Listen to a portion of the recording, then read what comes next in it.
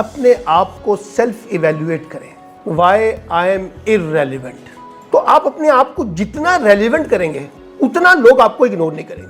पहले मैं आपसे मुतासिर होऊंगा आपकी इंफॉर्मेशन की वजह से, दूसरा मैं आपसे मुतासिर होऊंगा आपके नॉलेज की वजह से, तीसरा मैं आपसे मुतासिर होऊंगा आपके एटीट्यूड की वजह से। पढ़ना सिर्फ ये नहीं होता जो किताब में लिखा हुआ है, पढ़ना ये भी है कि हम एक दूसरे के साथ कितना इंटरेक्ट करते हैं। अगर आपको बात करनी नहीं आ रही, आपको हल्का सा बोलना नहीं आ रहा, आपका लेवल ऑफ कॉन्फिडेंस नहीं है, तो ये डिग्री किस चीज़ की लेके आए आप? तो ये स्किल की दुनिया है, ये डिग्री की दुनिया नहीं है।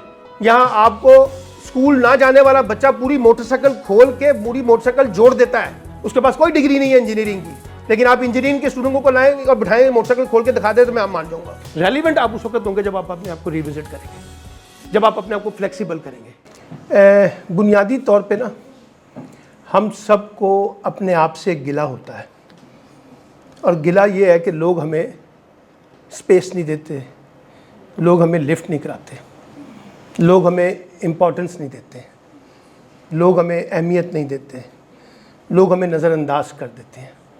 ठीक है ना, ये होता है ना, मुझ समेत हम सब अपने जब बाकी लोगों के साथ इंटरेक्ट करते हैं तो ये हमें गिला होता है। अब इसके नतीजे में हम दो काम करते हैं, एक ये कि मातम करना शुरू कर देते हैं और अपने आप को कोसना शुरू कर देते हैं। ठीक है, या ये कि अपने आप को मातम करने की बजाय या अपने आप को कोसने की बजाय दूसरे को मातम और दूसरे को कोसना शुरू कर देते हैं। ये हमारा महबूब तरीन मशगला है। हमें अपने अंदर खामियां कम, दूसरों में ज़्यादा नज़र आती हैं, या फिर हम इतने शिद्दत पसंद हो जाते हैं कि हमें लगता है कि हम है ही नहीं इम्पॉर्टेंट। हम अपने आप को ही डिग्रेड करना शुरू कर देते हैं, नीचे गिराना शुरू कर देते हैं और समझते हैं कि हम इस काबिल ही नहीं है कि लोग हमें लिफ्ट कराएं। ये दो एटीट्यूड जो हैं हमारे यहाँ एक्सट्रीमिस्ट एटीट्यूड पाए जाते हैं। अब एक सवाल है, आप में से कोई भी जवाब दें ताकि हम गुफ्तगू को आगाज़ करते हैं। लोग आपको लिफ्ट क्यों कराएं? अब देखिए होता क्या है, जैसे आप ये एक्सपेक्ट कर रहे हैं ना कोई आपको स्पेस दे, दूसरा भी ये एक्सपेक्ट कर रहा है उसको भी कोई स्पेस दे। हो सकता है जिससे आप स्पेस मांग रहे हो वो आपको नहीं दे रहा, हो सकता है वो जिससे स्पेस मांग रहा हो वो उसको स्पेस नहीं दे रहा हो, तो एक कॉन्ट्रडिक्शन तो आ गया ना। ठीक है ना, अब इसका वे आउट क्या है? इसका वे आउट ये है कि ज़रा अपने आप को सेल्फ इवेल्युएट करें। Why I am irrelevant. ये रेलिवेंट और इररेलेवेंट के दरमियान डिबेट है ना, या मैं अहम हूं या मैं अहम नहीं, यही दो बातें ना। अब लोग क्यों अहम होते हैं? जैसे आपने कहा कि मैं चाहता हूं कि एक ऐसा बंदी या बंदा, दोस्त, कज़न, भाई, बहन, रिश्तेदार जो बड़ा ट्रस्टवर्थी हो, जिसके साथ मैं अपना दिल का गुबार निकाल सकूं, अपनी बात कह सकूं, जो मैं किसी और से नहीं कह पाता वो मैं इससे क्यों। बात समझ आती है? एक ये कि ये बड़ा नॉलेजेबल है, बड़ा टैलेंटेड है, और अगर मैं इसके साथ इंटरेक्ट करूंगा तो मेरी अपने इल्म में, मेरी अपनी मालूमात में, मेरे अपने फ़हम में इजाफा होगा। जैसे हमारे क्लास का मॉनिटर होता था, हम सब उसके करीब होने की कोशिश करते थे लेकिन वो हमसे उतना ही दूर होता था। ठीक है ना, क्योंकि वो मॉनिटर था तो इसलिए करीब नहीं आता था, उसका अपना रोब होता था। तो हमें लगता था ये क्लास में काबिल लोग हैं, या हम अपनी क्लास में जो काबिल स्टूडेंट्स होते थे उनके साथ इंटरेक्ट करना चाहते थे ताकि हमें कोई मसला आए तो हम उससे पूछ लें कि यार ये बता दो। हम किसी ऐसे बंदे से नहीं पूछते थे, ऐसी लड़की से नहीं पूछते थे जो नॉन कॉम्पिटेंट हो, पूछते उसी से थे जिस पे हमें ट्रस्ट होता था कि इसको आता है, चाहे वो गलत बता दे और हमारा भी सवाल गलत करे, अपना भी गलत करे। हाँ, लेकिन ये कि हमें ट्रस्ट होता था कि इसके पास है।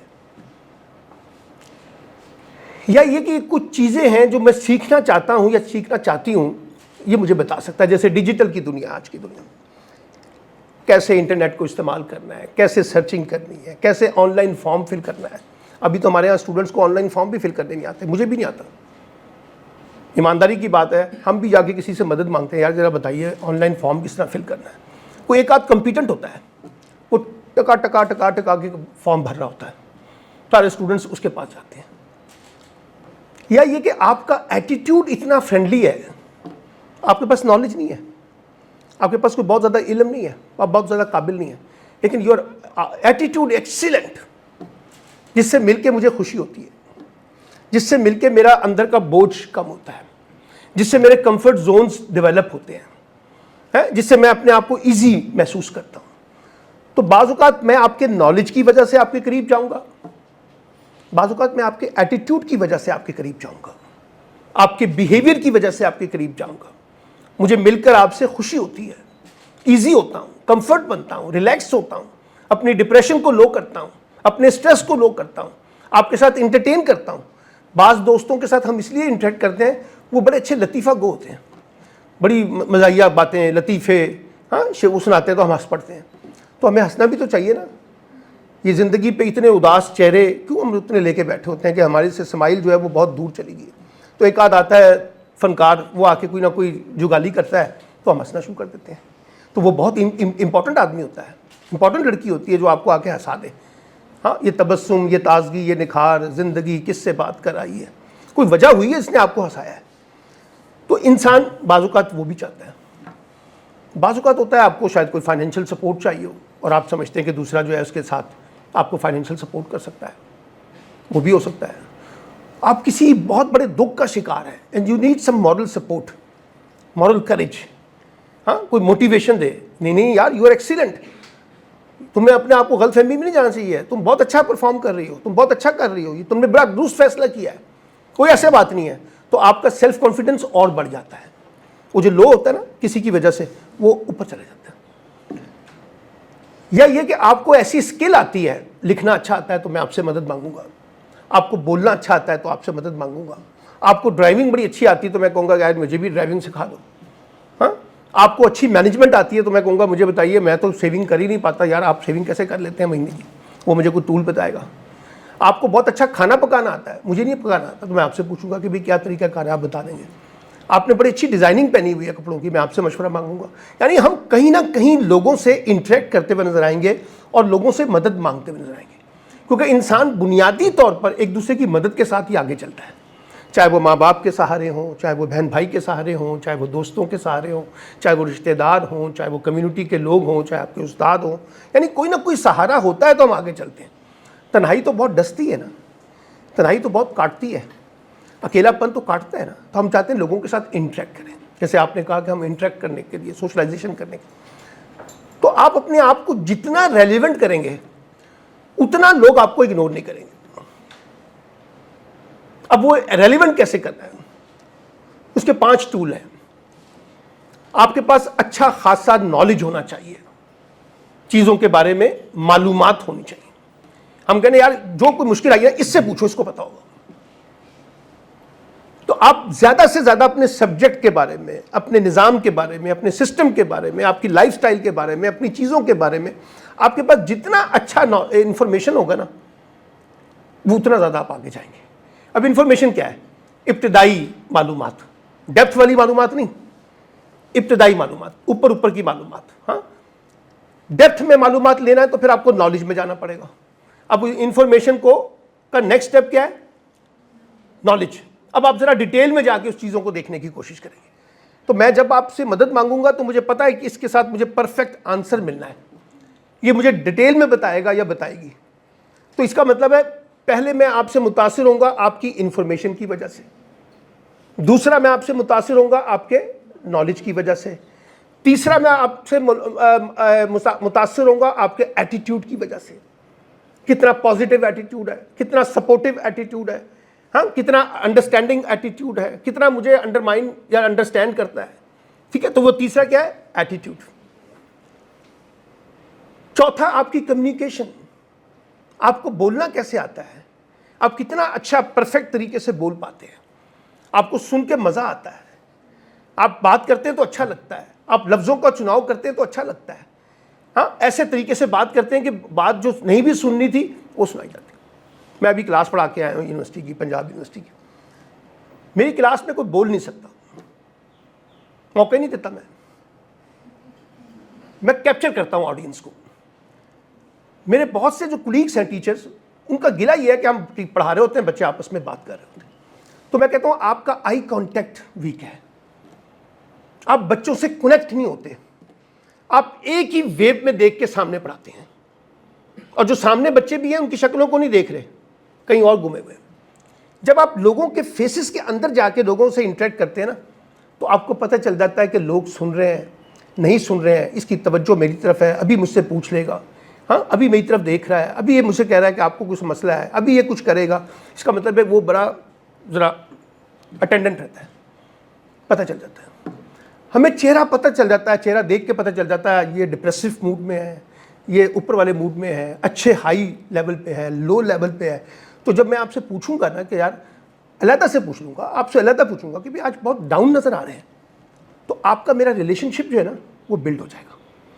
आपको लगेगा कि यार ये टीचर कितना अच्छा है जिसने मेरे उदासी के कॉन्टेक्स्ट को भी पूछा है कि I am worried about why you are worried, why you are tense. और जब आप बहुत खुश हैं तब भी मैं आपसे पूछ रहा हूँ आज क्या बात है, खास बात क्या निकल आई है, कोई कमेटी निकली है आपकी, क्या हुआ है। तो जब आप अपनी खुशी को शेयर कर रहे हैं तो मुझे भी बड़ी खुशी हो रही है, मैं भी आपको मुबारकबाद दे रहा हूँ।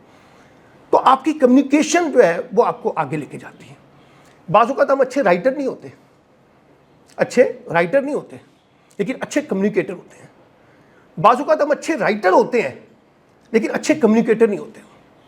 उनसे बात करो तो वो बात नहीं कर पाते, उनसे कहो लिख के दो शानदार तरीके से तो वो लिखना शुरू कर देते हैं।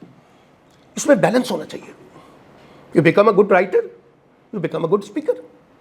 अब स्पीकर क्या है, आपको कोई नखरे नहीं करने, आपको कोई स्टाइल नहीं बनाने, लेकिन आपकी वॉइस पिच इतनी अच्छी होनी चाहिए कि जब आप किसी से बात करें, अब ये देखिए ना ये माइक है, मैंने इस माइक को बंद कर दिया, अब मैं फिर आपसे बात कर रहा हूँ और मैं पूरी तरीके से बात कर रहा हूँ, लास्ट तक बात जाएगी, क्योंकि मेरी पिच मेरा साथ दे रही है। मुझे पता है कि कितनी ऑडियंस है। अगर यहाँ 10 लोग बैठे होते तो मेरी पिच कुछ और होती, 5 लोग बैठे होते तो कोई और पिच होती, एक बंदा बैठा होता तो एक और पिच होती। हम अपनी पिच को देख के ना आगे जाते हैं।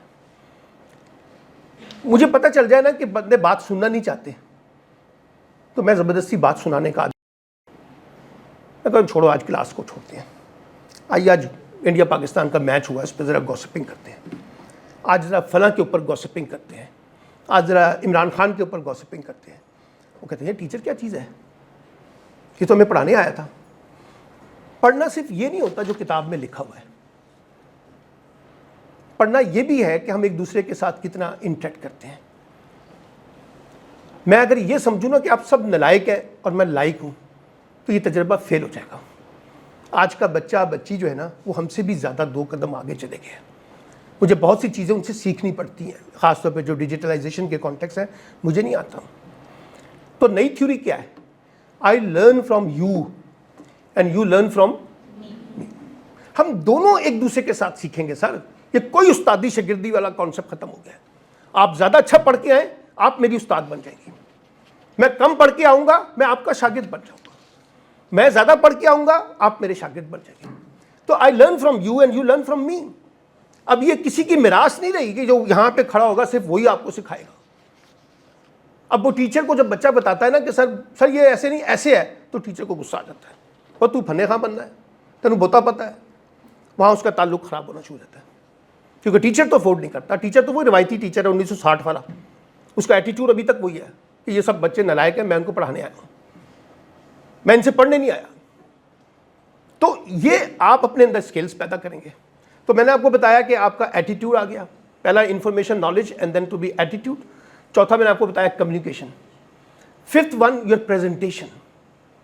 अब प्रेजेंटेशन का मतलब ये नहीं है कि मुंह पे बड़ा मेकअप शेकअप करके भर भरा के खूबसूरत बन के आ जाएं और बड़े बनाव श्रृंगार करके आ जाएं, बड़े कपड़े शानदार नहीं।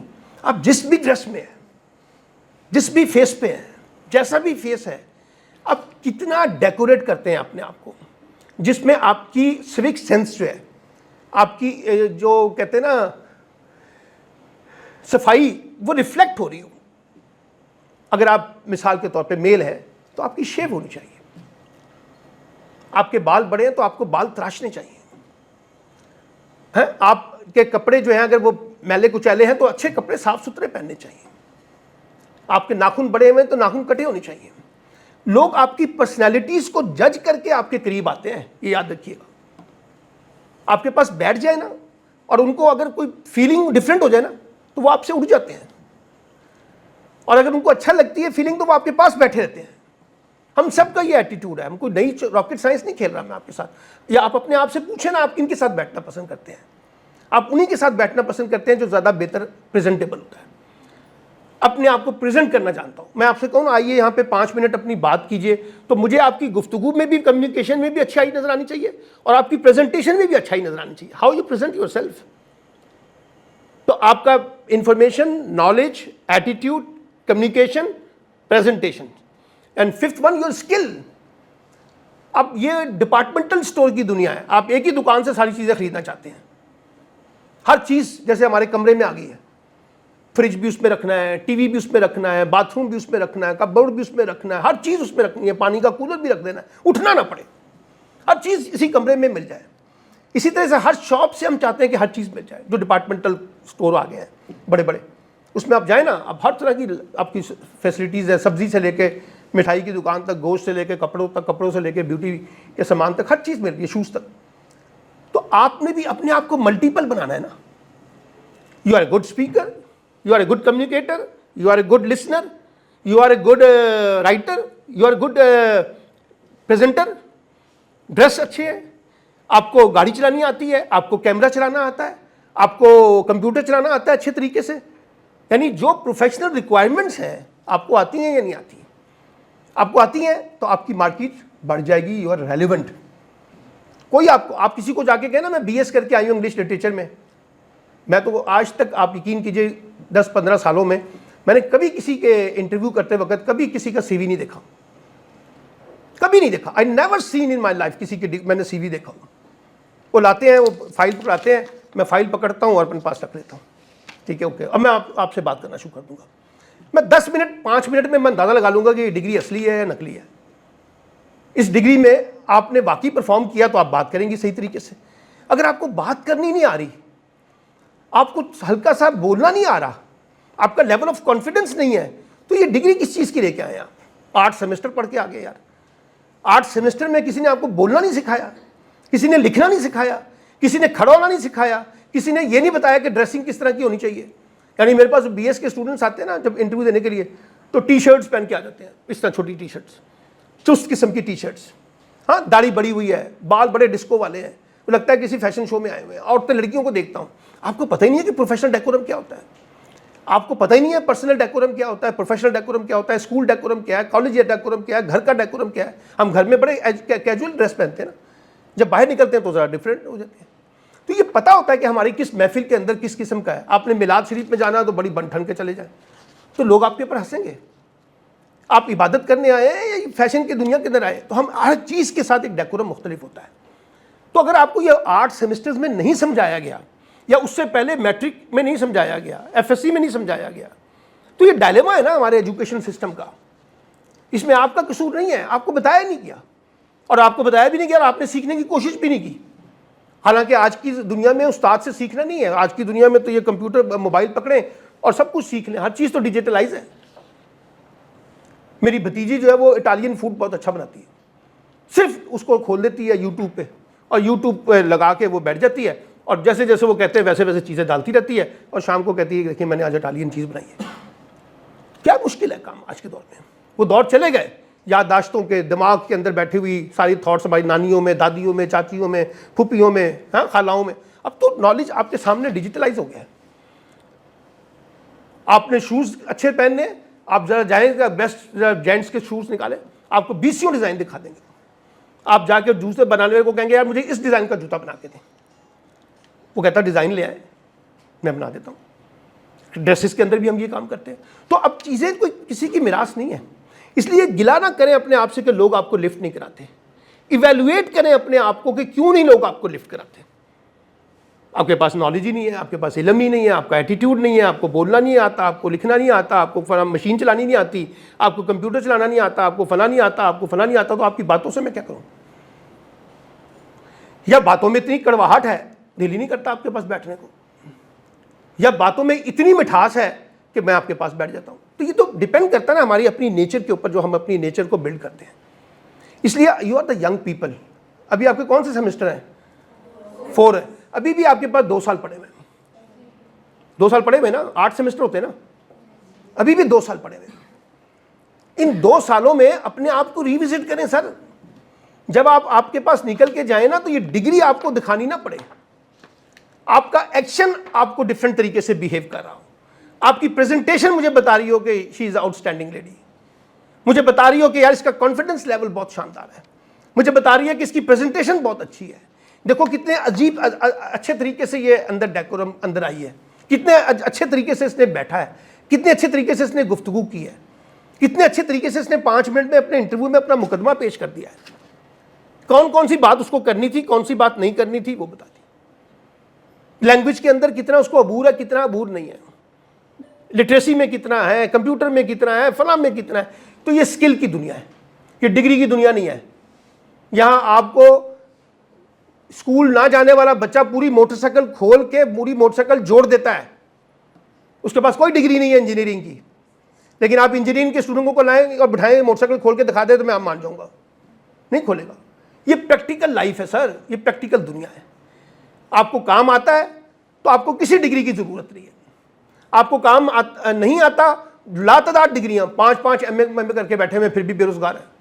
मैं उनसे कहता हूं यार दूसरा MA क्यों किया था आपने, किसने कहा था आपको 5 MA करें, 1 MA काफी होता है, बाकी काम सीखें यार, जो काम आपको करना है, जो आपको मार्केटिंग है। आज देखें ना, एंटरप्रेन्योर के दौर है, सेल्फ एम्प्लॉयमेंट्स के दौर है, सेल्फ एम्प्लॉयड है, आप अपना काम घर बैठ के कर सकते हैं। अगर आपके पास ये लैपटॉप है और आपको ये लैपटॉप चलाना आता है और यहाँ से एक्सप्लोर करना आता है, बिजनेस जनरेट करना आता है, you can generate the business.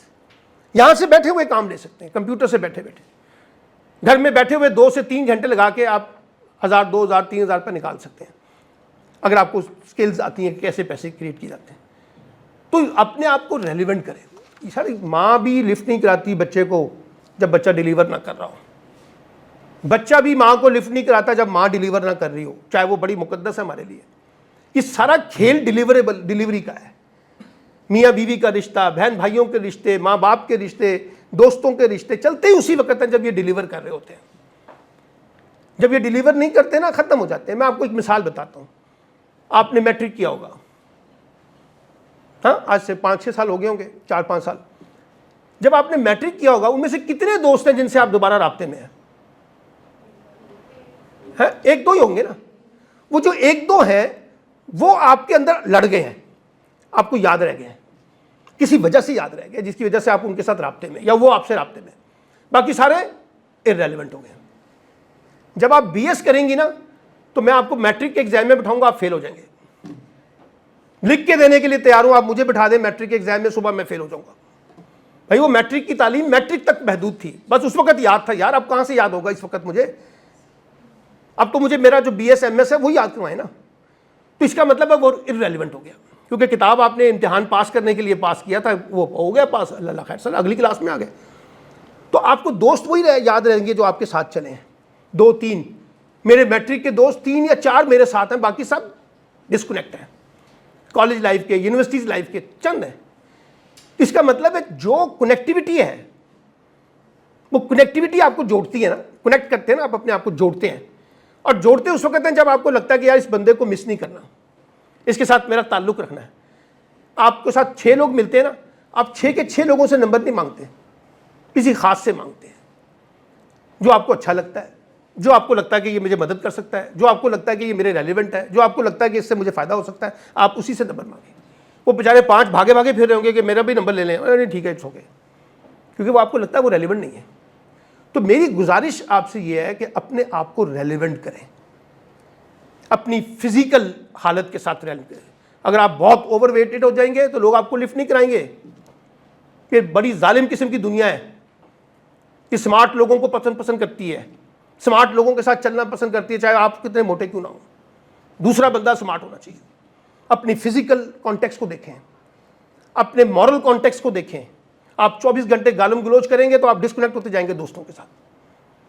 अपने एटीट्यूड को नेगेटिव और पॉजिटिव के दरमियान अगर रखेंगे तो नेगेटिव करेंगे तो एक और भी एक्शन होगा, पॉजिटिव करेंगे तो एक और एक्शन होगा।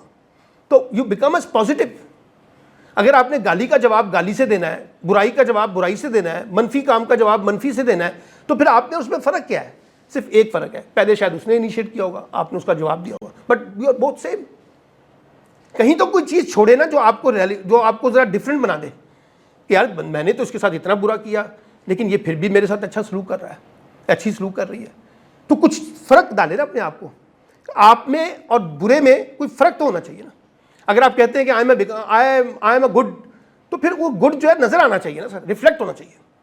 वो इन्हीं चीज़ों से रिफ्लेक्ट होगा, आपके बोलने से, आपके लिखने से, आपके पढ़ने से, आपके दिखाने से, आपके पेश करने से अपने आप को, आपके नॉलेज से, आपके इल्म से, आपकी स्किल से।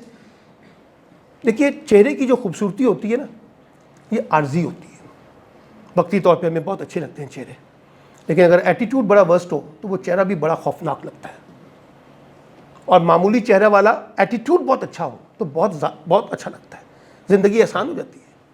तो ये जो बज़ाहिर खूबसूरती नज़र आती है हमें, चाहे अफराद में, चाहे बिल्डिंग में। मैं भी क्लास में मिसाल बता रहा था, एक घर है, बाहर से देखें तो बहुत खूबसूरत लगता है, हमारी ख्वाहिश होती है काश हमारा घर भी ऐसा हो।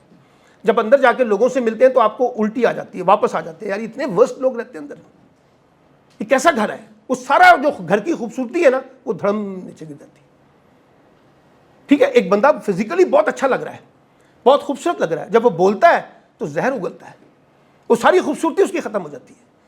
तो ये जो बज़ाहिर नजर आने वाली चीजें हैं, उनके मुकाबले में मुस्तकिल चीजें जो अपने अंदर पैदा करनी है आपने, जो आपको खड़ा करेगा, जो आपको चलाएगा, जो आपको रेलिवेंट करेगा, जो आपको मीनिंगफुल बनाएगा, जो आपकी क्रेडिबिलिटी इस्टेब्लिश करेगा, जो आपको लेजिटिमाइज करेगा, जो आपको अपॉर्चुनिटीज देगा, वो करेक्टर बनना है ना।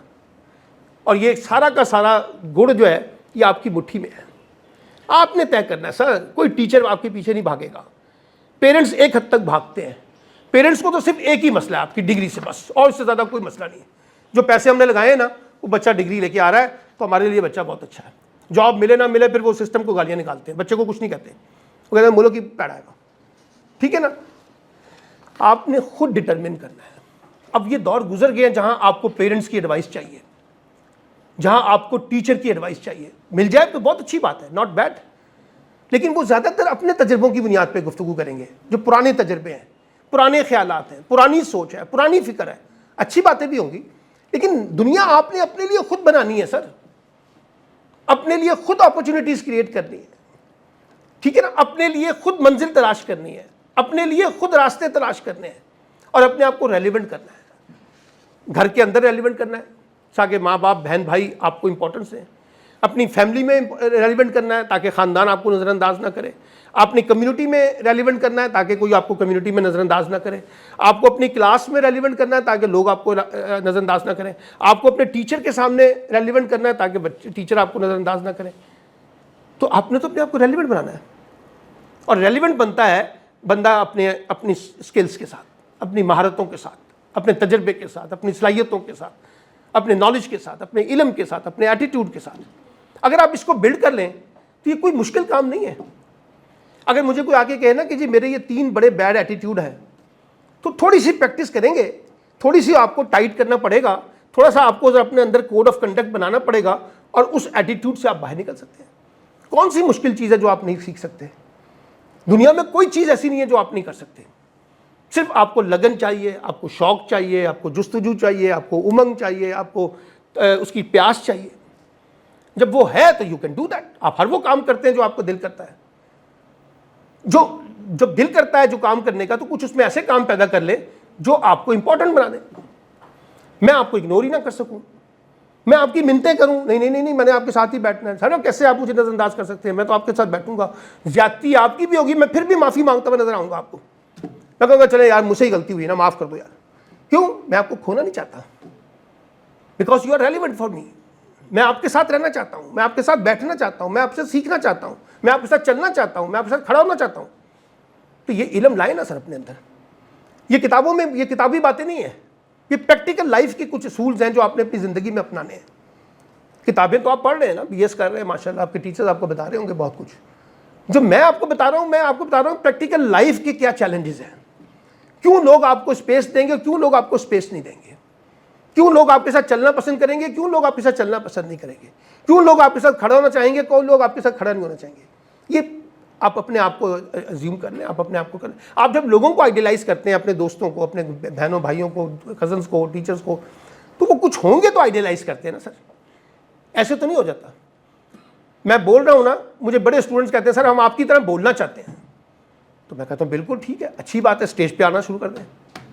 वो कहते सर को 10 मिनट में बता दीजिए कैसे अच्छा बोलते हैं। मैं कहा 10 मिनट तो नहीं, मुझे तो 25 साल लगे हैं, 30 साल लगे हैं इस काम में, आप मुझे कहते हैं 10 मिनट। ये हमें जो शौक हो गया ना लॉटरी का, हाँ, सांप में से, वो पटारी में से सांप निकालने का शौक जो है, तमाशा देखने का शौक, ये नहीं होता।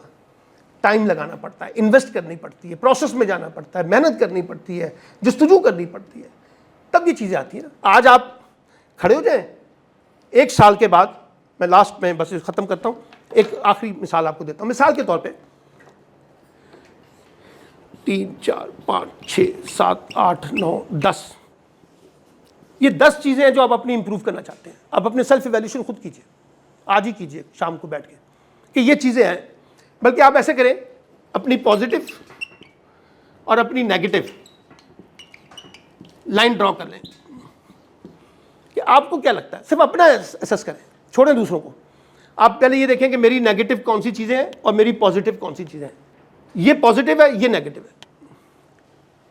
अब आपने ये कर ली एक्सरसाइज। अब आप अपने 2-3 करीबी दोस्त, जिनको आपने कहा ना कि शेयरिंग करके ज़रा मज़ा आता है, उनसे ज़रा मशवरा करें। वो आपको कहेंगे नहीं नहीं, ये जिसको तुम नेगेटिव कह रही हो ना, ये तुम्हारी पॉजिटिव है, जिसको तुम पॉजिटिव कह रही हो ये तुम्हारी नेगेटिव है।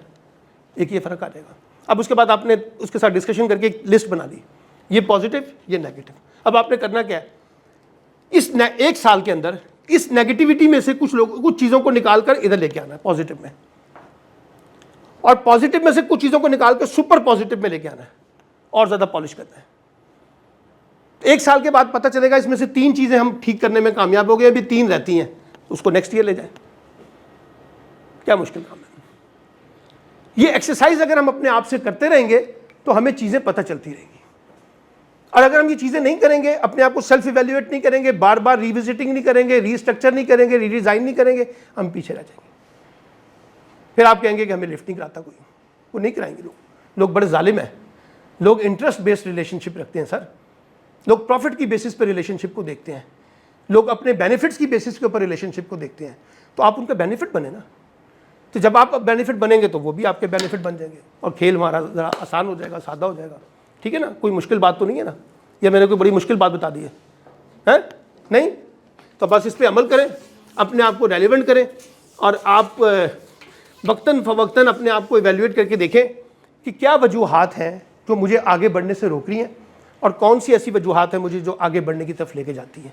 उसी से सेल्फ असेसमेंट करके आप अपने आप को रिबिल्ड करें, और ये हर वक्त अपने आप को रिविजिटिंग रेलिवेंट आप उस वक्त होंगे जब आप अपने आप को रिविजिट करेंगे, जब आप अपने आप को फ्लेक्सिबल करेंगे, जब आप अपने आप को मोल्डेबल कर लेंगे, आसानी से अपने आप को एडजस्ट कर लेंगे लोगों के अंदर, हंसी में, खुशी में, गमी में, दुख में, मुश्किल में, आसानी में। जितना ज़्यादा आप अपने आप को एडजस्ट कर देंगे, आपकी ज़िंदगी जो है वो उतनी ज़्यादा आसान हो जाएगी। ठीक है जी।